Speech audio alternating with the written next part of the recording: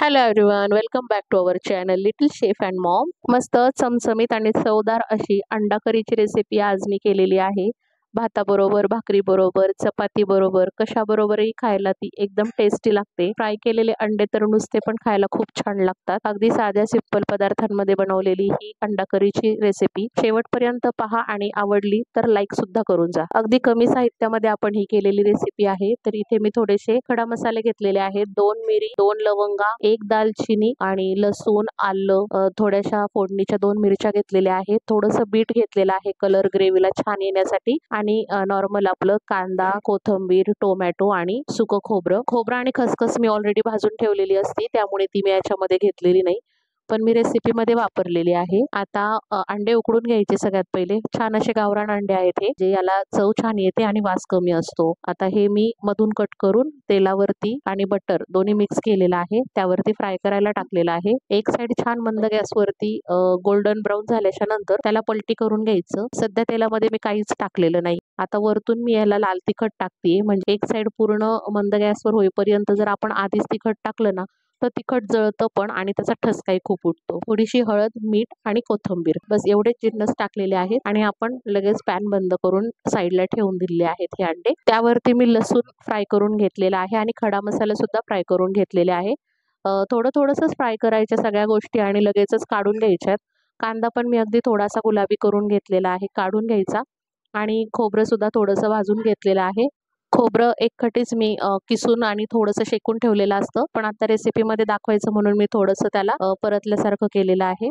आता टोमॅटो आणि बीट एकत्र करून टाकायचं, त्यामध्येच 2 फोडणीच्या मिरच्या घालायच्या. ह्या सगळ्या गोष्टींनी कलर खूप छान येतो. आता टोमॅटो आपण वेगळं असं उकडवून घेतलेलं नाहीये, त्याची प्युरी वगैरे वेगळी करायची गरज नाहीये. असं आपण फ्राय करून घ्यायचं आणि थोडंसं याच्यामध्येच घोटभर पाणी टाकून याला व्यवस्थित मऊ होईपर्यंत परतवून घ्यायचं, म्हणजे आपली बॉइलिंगची स्टेप वाचती. आता छान सॉफ्ट झाल्याच्या नंतर बीट आणि टोमॅटो काढून घेतले. त्याच कढईमध्ये मी पाणी घेतले. पाणी गरम करून घ्यायचंय. गरम पाणी आपण ग्रेव्हीसाठी वापरत असतो. आता खडे मसाले मी जस्ट फ्लेवरसाठी टाकले होते, ते मी काढून घेणार आहे. ते मी वाटणात नाही वाटणार आहे, कारण की माझ्याकडे घरचा जो मसाला आहे त्यामध्ये सुद्धा ऑलरेडी हे मसाले आहेत. खूप स्पायसी होईल म्हणून मी ते काढून घेतलेत. खोबरं आणि खसखस, सुके जिन्नस अगोदर वाटून घेतले. त्यानंतर कांदा वगैरे सगळं एकत्र टाकून एकदाच ग्रेव्ही करून घ्यायची. आता पुन्हा थोडंसं बटर आणि तेल एकत्र करायचं. हिंग घेतले आणि लगेचच प्युरी टाकली, बाकीच काहीही ऍड केलेलं नाहीये मी. आता नेहमीप्रमाणे त्यातलं पाणी मॉइश्चर सगळं आटेपर्यंत आणि मसाल्याला छान तेल सुटेपर्यंत आपल्याला हे परतवून घ्यायचं आहे. सुरुवातीला थोडंसं झाकण ठेवायचं, म्हणजे उडत नाही इकडं तिकडं गॅसवरती. आणि सगळं पाणी आटल्याच्या नंतर छान असा कलर येतो. यामध्ये आत्ताच मी कुठलेही मसाले टाकलेले नाही, परंतु आपलं टोमॅटो, फोडणीच्या मिरच्या आणि बीट यामुळे याला छान असा लाल कलर आलेला आहे. आता यामध्ये बेसिक मसाले टाकलेले आहेत. लाल तिखट, घरचं तिखट, धना पावडर आणि हळद, बस एवढेच 4 गोष्टी मी यामध्ये टाकलेल्या आहेत. छान आता मसाले टाकल्याच्या नंतर पण एक 5 मिनिट आपण याला तेल सुटेपर्यंत परतवून घ्यायचं आणि त्यानंतर त्यामध्ये कडकडीत गरम असं पाणी ओतायचं. जशी ग्रेव्ही आपल्याला हवी आहे, थिक किंवा पातळ, त्या हिशोबाने आपण पाणी टाकायचं. मीठ टाकून उकळून घ्यायचं. छान मस्त अशी उकळी आलीये.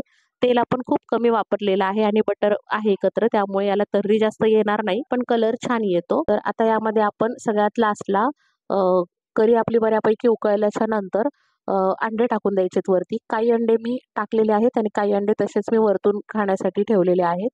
तर ते डायरेक्ट सर्विंगच्या वेळेला प्लेटमध्ये दिले तरीही चालतील. तर छान अशी मस्त चमचमीत अशी अंडा करीची रेसिपी तुम्हाला आवडली असेल तर व्हिडिओला लाईक करा. अतिशय चवदार आणि करायला झटपट होणाऱ्या अशा रेसिपी आपण आपल्या चॅनलवर दाखवत असतो. तर नवीन असाल चॅनलला तर अवश्य सबस्क्राईब करून जा. Thank you very much for watching.